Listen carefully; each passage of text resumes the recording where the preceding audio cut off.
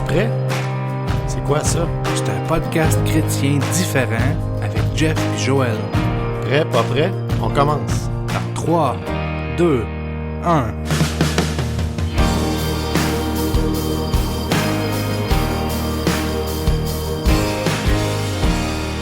Salut tout le monde, bienvenue à cet épisode numéro 3 du podcast Es-tu prêt? Je m'appelle Joël, je suis très content d'être là avec vous cette semaine. Merci d'être là, de nous écouter. Avec moi se joint mon collègue JF. Salut JF, comment ça va? Salut Joël, ça va bien? JF, la dernière fois qu'on a fait le podcast ensemble, on a parlé de donner sa vie telle qu'elle. Aujourd'hui, je veux qu'on poursuive sur une suite très claire du podcast précédent. Je veux qu'on parle de ce moment où on arrive à la croisée des chemins. Comme si on roule en voiture, puis on arrive, il y a un stop, puis il n'y a plus de route en avant. C'est un T, il y a un chemin à gauche, puis un chemin à droite. Puis dans notre vie, on fait tous face à un moment comme celui-là, même à plusieurs moments des fois, au fil de notre vie, où on est face à un T. Il n'y a plus de chemin en avant. Au point où on est rendu, on doit choisir de tourner à gauche puis de tourner à droite. C'est un, c'est l'autre. Puis j'aimerais te parler un peu de ma croisée des chemins à moi. Parce que ayant été élevé dans une famille chrétienne, élevé dans l'Église, j'étais un enfant de chrétien. Je tentais de vivre la vie chrétienne autant bien que je le pouvais. Tu sais qu'être chrétien, ça peut aussi représenter à certaines occasions un livre de loi pour les gens. Un peu sous la forme de l'Ancien Testament. Un chrétien, ça fait pas ci, un chrétien, ça fait pas ça. Donc, je vivais une vie chrétienne malheureuse parce qu'il y avait des désirs à l'intérieur de moi de faire des choses qui sont pas selon l'agenda du chrétien type. Ces désirs-là prenaient toujours plus de place. Et avec la culpabilité associée à ceux-là, quand tu fais une erreur, tu fais quelque chose que tu sais que tu devrais pas faire. Donc, à un moment donné, à l'âge adulte, au début de la vingtaine, j'ai choisi de tout lâcher ça, quitter ça, partir vivre ma vie. Partir vivre ma vie. Celle que je croyais que j'avais toujours rêvé. La vie de débauche. Que j'ai vécue pendant un bon moment. Jusqu'à un jour où Dieu a mis sur le cœur d'un de ses serviteurs de m'appeler et de me proposer d'aller manger puis de discuter. Puis même si je vivais une vie de débauche puis que je n'étais pas du tout digne d'être appelé un chrétien d'aucune manière, il y a quand même à l'intérieur de moi ce petit quelque chose-là qui sait qu'il y a une vérité là, qui fait que j'ai accepté. J'ai accepté d'aller manger au restaurant, même si j'avais l'impression que peut-être que ce souper-là, ça sera pas un long souper. Je me suis dit, je vais y aller, un peu par respect aussi pour la personne, mais peut-être que ce souper-là, ça sera pas un long souper. Si ça marche pas, là, si je me fais ramasser, comme on dit, ben, je vais me lever et m'en aller, c'est tout.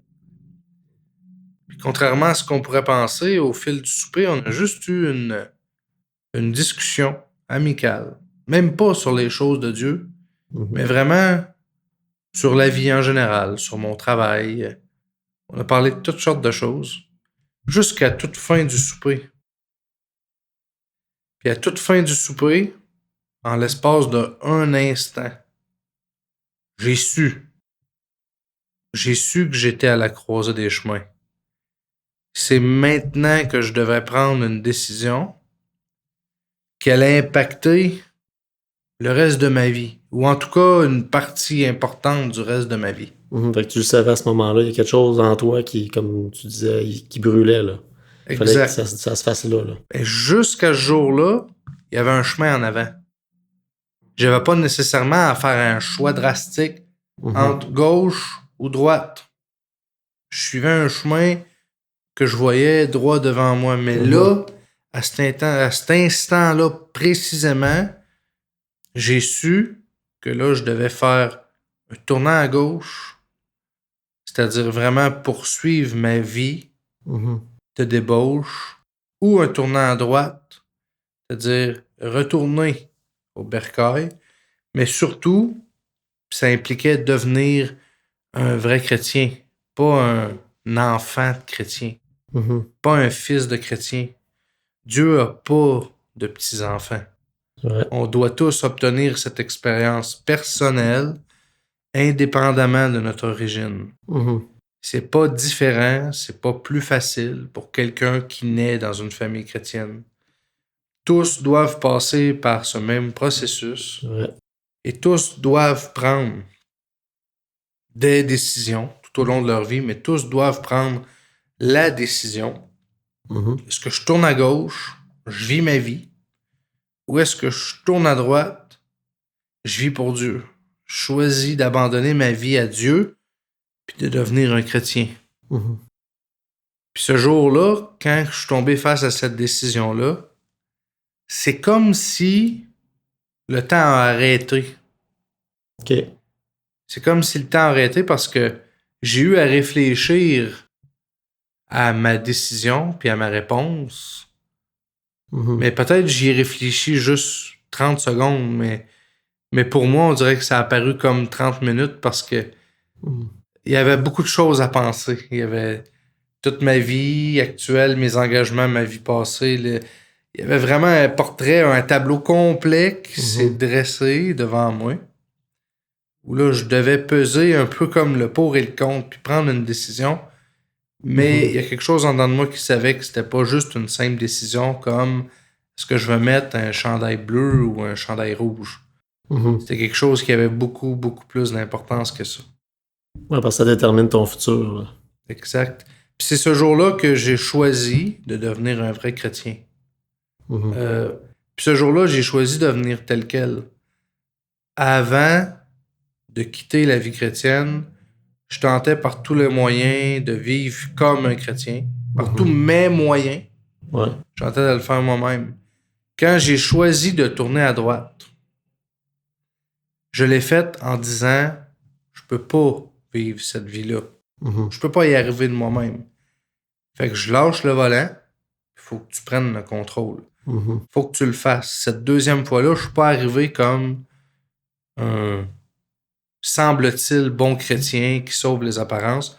Je suis arrivé comme un bon à rien qui est jamais arrivé par lui-même puis qui a absolument besoin que ce soit Dieu qui le fasse pour lui. Depuis ce jour-là, ma vie, elle a changé. De jour en jour, de semaine en mois, de semaine en semaine, de mois en mois, d'année en année. Ma vie a changé, toujours pour le mieux. Toujours, ma marche a été plus proche de Dieu. Plus le temps avance.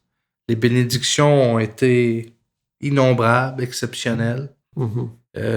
Par sa grâce, mais aussi parce que j'ai pris la bonne décision.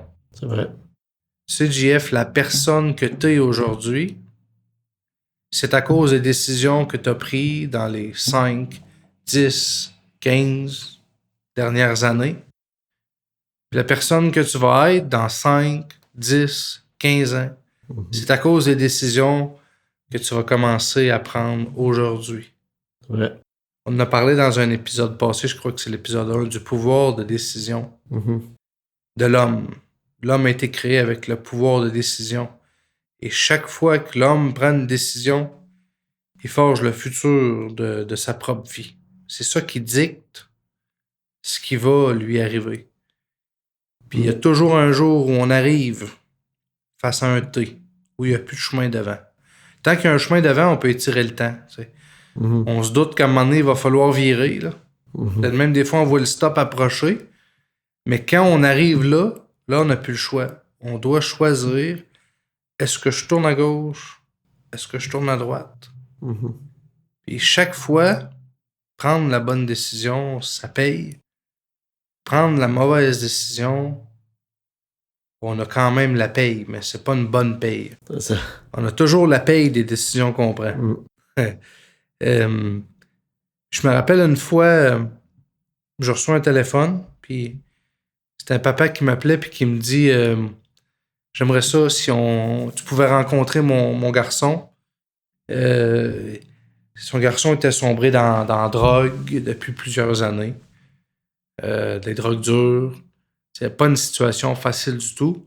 Sauf que là, il était de retour à la maison, puis il dit papa, je veux changer ma vie. Je veux aller en désintox. Je veux entendre parler de Dieu.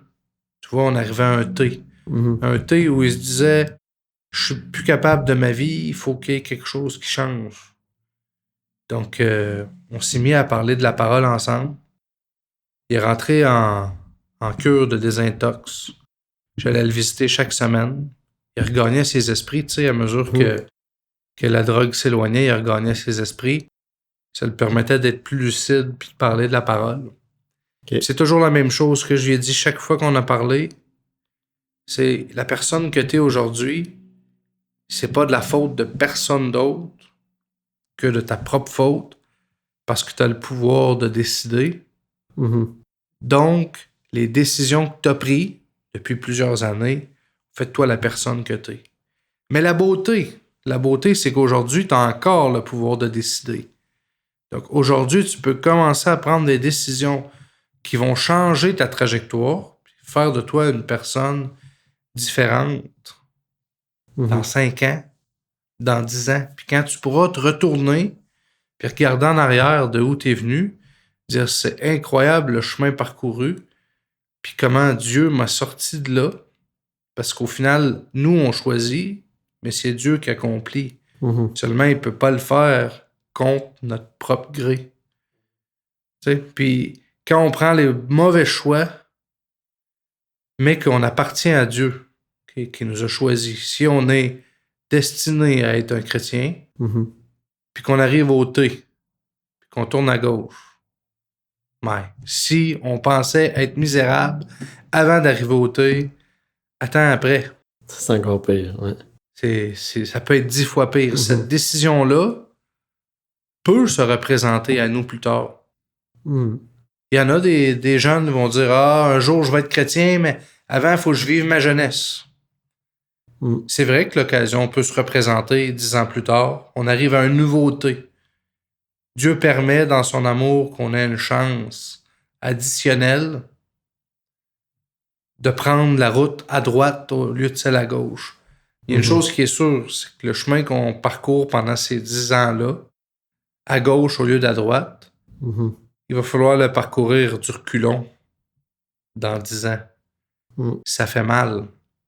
Ceux qui pêchent par ignorance, t'sais, quand tu vis ta vie puis tu connais rien de mieux, ça c'est une chose. Mais quand tu viens en contact avec la vérité, que tu réalises que Dieu existe, que son sacrifice est là, que la vie que tu vis, c'est pas la vie que Dieu t'appelle à vivre, t'arrives à un T. Quand t'arrives à ce T-là, t'as un choix à faire. T'as le choix de tourner à gauche ou de tourner à droite. À gauche, continuer à vivre ta propre vie pour ton bénéfice personnel. À droite, abandonner ta vie à Dieu pour qu'il prenne en charge puis qu'il t'amène à bon port. Tu sais. Quand tu tournes du mauvais bord, tu vas payer pour. C'est ça. Si tu es destiné à vivre la vie chrétienne. Ça me fait penser à l'histoire du jeune homme riche. Peut-être que ceux qui nous écoutent connaissent déjà l'histoire, peut-être qu'ils la connaissent pas. L'histoire du jeune homme riche se trouve dans Marc au chapitre 10, à partir du verset 17. Le jeune homme riche, il avait observé tous les commandements de la Bible depuis son plus jeune âge. Il avait vécu une bonne vie. Le jeune homme riche, c'était quelqu'un d'influent. Il avait de l'argent. C'était un chef dans le peuple. Ce qui est spécial à propos de lui, c'est qu'il a reconnu qui Jésus est. La Bible dit qu'il est arrivé en courant puis s'est jeté à ses pieds. Puis il a dit, bon maître, qu'est-ce que je dois faire pour avoir la vie éternelle? Mhm. Il a reconnu que c'est Jésus qui pouvait lui montrer le chemin pour la vie éternelle. Mhm, c'est vrai. Le jeune homme riche, il a reconnu. Le jeune homme riche, il était à la bonne place. Il était là quand Jésus était là. Il était à la bonne place. Le jeune homme riche, il était au bon moment. Des fois, tu peux être à la bonne place au mauvais moment. Mhm. Lui, il était à la bonne place au bon moment. Puis non seulement ça, mais il a eu la bonne attitude. Mhm. Puis il a posé la bonne question. C'est ça. C'est un peu comme ce qu'on a parlé dans le dernier podcast. Il était un peu dans la même situation que la femme pécheresse. C'était pas la même personne. Lui, c'était une très bonne personne, contrairement à la femme pécheresse qui était une mauvaise personne. Ils étaient toutes les deux dans un moment où ils devaient prendre une décision. Exact. Le moment auquel on fait tous face. Le moment où on doit décider. Mm. Mais lui, il a posé la bonne question avec la bonne attitude. Au point où la Bible dit que quand Jésus l'a regardé, Jésus l'a aimé. Mhm. C'était une bonne personne, avec un bon objectif. Il voulait la vie éternelle. Il y a des gens pour qui ça n'a aucune importance. Mhm. Ils auraient vu Jésus, ils n'auraient même pas demandé pour savoir comment je peux avoir la vie éternelle. Pour eux, ça n'a pas d'importance. C'est vrai. Boire, manger, avoir du plaisir. C'est ça qui est important pour eux. Lui, il était à la bonne place, au bon moment. Il a agi de la bonne façon, puis il a posé la bonne question. Mhm. Et il s'est rendu loin. Ça regardait bien, là. Ça regardait vraiment bien. Jésus l'aimait. Mhm. Pourtant, quand Jésus a donné sa réponse, toujours un peu la même réponse. C'est sûr que pour le jeune homme riche, il possédait beaucoup de biens, il était riche. Donc, c'était ça qui le rattachait au monde. Mhm. Donc, dans son cas à lui, Jésus lui a dit, vends ce que tu possèdes, donne-le aux pauvres et viens, suis-moi. Viens, suis-moi. Les pêcheurs, il leur a dit, lâchez vos filets, venez, suivez-moi. Le changeur au bureau de taxes, il a dit, lâche ton bureau de taxes, viens, suis-moi. Mhm. Lui, ce qu'il retenait, c'était pas ses filets de pêche, c'était ses grandes possessions matérielles. Ouais. Dieu a dit, vends tes biens, donne-le aux pauvres, puis viens, suis-moi. Le jeune homme riche, malgré qu'il était à la bonne place, au bon moment, puis qui a posé la bonne question, Mhm. puis qui était un homme que Jésus a aimé, il est parti avec le cœur triste. Il est Mhm. parti tout triste parce qu'il n'était pas prêt à tourner à droite. Ouais. Il a choisi de tourner à gauche, puis de Mhm. continuer sa vie. Puis si on poursuit, puis on suit sa vie, où sa vie l'a mené, des biens matériels, il en a engrangé plus. Sa Mhm. richesse a encore grandi. Mhm. Jusqu'au point où il y avait le repos de ce monde. Mhm. Je n'ai besoin de rien. J'ai tout ce que j'ai besoin. Et on réalise, en suivant l'histoire du jeune homme riche, qu'il était très tourmenté à la fin de ses jours. Mhm. Très tourmenté, parce que quand il regardait en arrière, il réalisait que le jour où il s'est trouvé à bonne place, au bon moment, Mhm. quand il a eu la réponse à sa question, il a refusé d'accepter de suivre Jésus. Il a choisi de tourner à gauche au lieu de tourner à droite. Une décision qu'il va regretter pour toujours, Mhm. d'avoir tourné du mauvais côté. J'invite les gens qui nous écoutent aujourd'hui, puis qui sentent qu'ils sont face au thé. Peut-être qu'en ce moment, à l'écoute de ce podcast-là, JF, il y en a pour qui le temps s'arrête. Un peu comme dans mon cas à moi, à un moment donné, on dirait que le temps s'est arrêté. Il y en a pour qui le temps s'arrête, puis ils réalisent que une opportunité de prendre la bonne décision, peut-être que ça va se représenter, peut-être que ça se représentera jamais non plus. C'est ça, on le sait pas, ça. On le sait pas. Mhm. On dit souvent, si toi puis moi, JF, on survit jusqu'à demain, on va avoir survécu à beaucoup d'enfants de 5 ans et à Mhm. beaucoup d'adolescents de 15 ans. La vie, ça tient juste à un fil. On dit, l'espérance de vie a gelé le temps. L'espérance de vie pour un homme au Canada, c'est quelque chose comme 77 ans, ou la moyenne, quelque chose comme ça. Ouais. Pourtant, chaque jour, des enfants meurent, des adolescents meurent, des bébés meurent. La vie, ça tient qu'à un fil. Peut-être que cette opportunité-là pourrait même ne jamais se représenter. Puis si elle se représente, dans quelles conditions on va être au moment où elle va se représenter? C'est ça. J'avais dit à ce jeune homme drogué-là, je suis sûr qu'on va se revoir.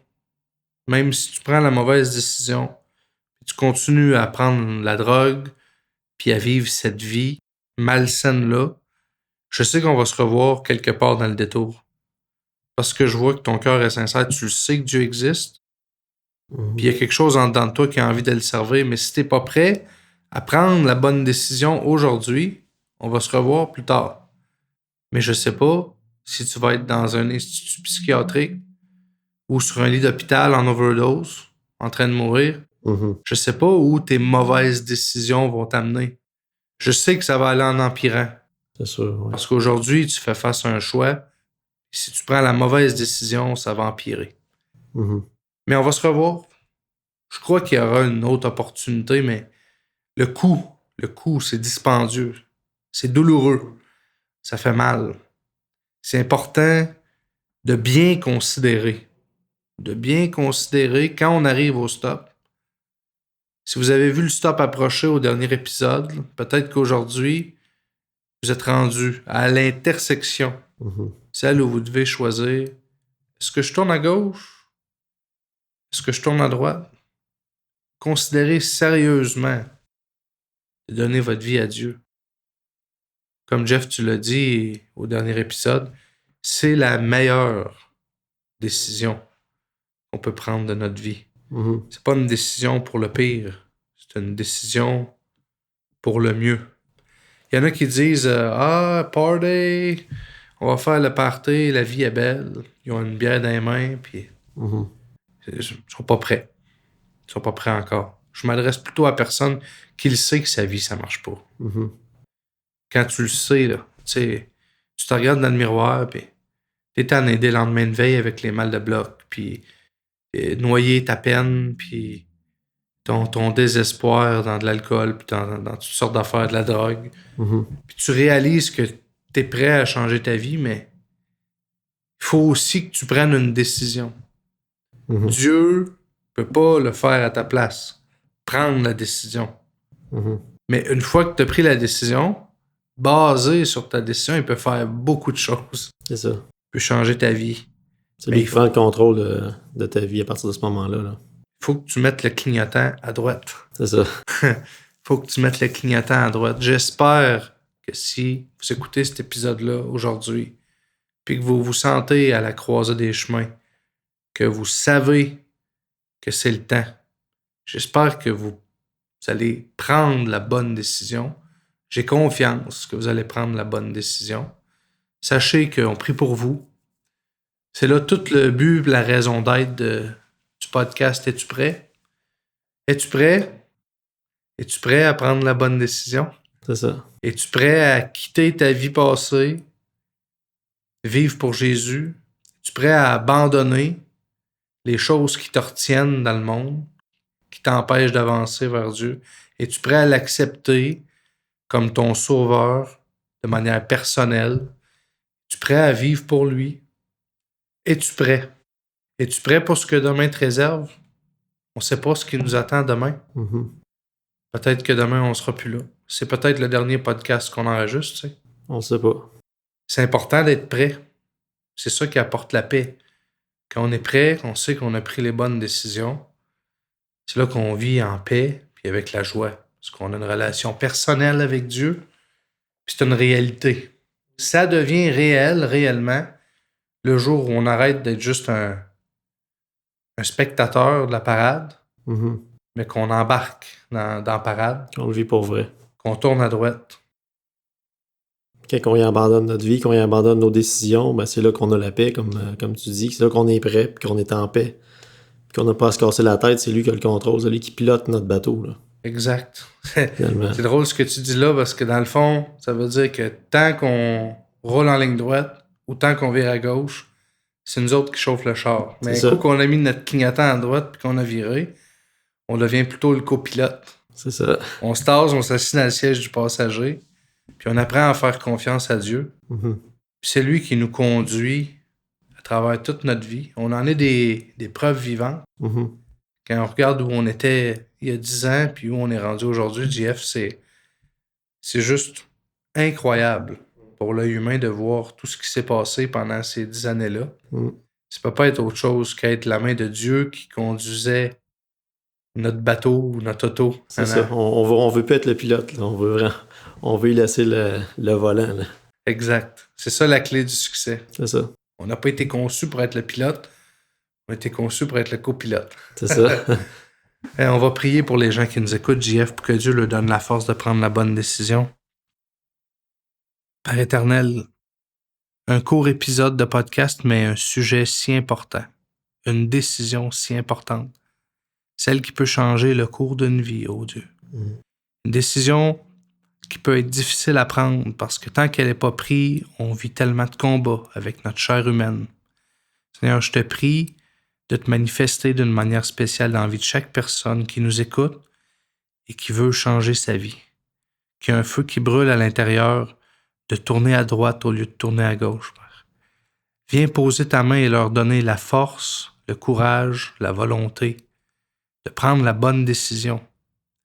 Viens leur apporter le réconfort que s'ils prennent cette décision-là, c'est véritablement la meilleure décision qu'ils prennent de leur vie. Et je te prie, Père, de faire en sorte que nous obtenions plusieurs témoignages par courriel de gens qui ont choisi de donner leur vie à ta gloire et que nous puissions les partager dans des futurs épisodes de ce podcast. Je te prie de prendre toutes choses entre tes mains au nom de Jésus-Christ. Amen. Amen. Bonne semaine tout le monde. N'hésitez pas à nous écrire s'il y a quoi que ce soit, si vous avez envie d'entrer en contact avec nous. On a déjà hâte de vous lire. Que Dieu vous bénisse. Bye bye. Bye bye, à la prochaine. T'as une question, un commentaire ou tu voudrais nous contacter? Tu peux nous écrire au contact@commercial-es-tu-prêt.info. Ça va nous faire plaisir de te répondre. À bientôt.